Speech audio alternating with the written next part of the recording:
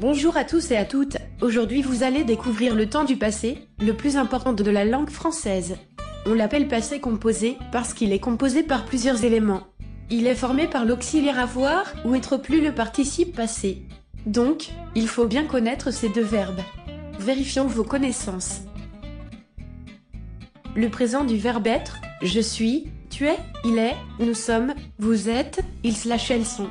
Le présent du verbe avoir, j'ai, tu as, il a, nous avons, vous avez, elles ont. En regardant la fiche, vous pouvez voir deux exemples de phrases avec le passé composé. J'ai vu un film à la télé, passé composé avec avoir. Nous sommes arrivés hier. Passé composé avec être. À quel temps espagnol correspond le passé composé? Et la question est posée, quand utilisons-nous être et quand utilisons-nous avoir? La majorité des verbes font le passé composé avec avoir sauf les verbes pronominaux réfléchis, c'est-à-dire les verbes qui ont la particule se à l'infinitif, comme par exemple se laver, se coiffer. Et les 14 verbes de cette petite histoire. Un jour, un explorateur qui est né à Paris est venu de Digne à la montagne mais il est mort. Mais l'année précédente, une exploratrice est arrivée aussi.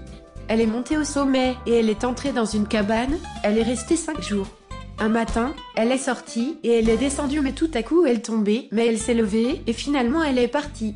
Elle est allée à Gap, pendant qu'un hélicoptère est passé et ensuite il est retourné. Quelle est la différence entre l'explorateur et l'exploratrice? Mais comment on forme le participe passé? C'est facile pour les verbes de la première et deuxième conjugaison. Pourquoi? Et ceux de la troisième conjugaison, il faut les apprendre par cœur. Je vous laisse un petit résumé, mais attention parce qu'il y a quelques erreurs. C'est à vous de les trouver. Merci bien et j'espère vous avoir aidé. Bonne journée à tous et à toutes.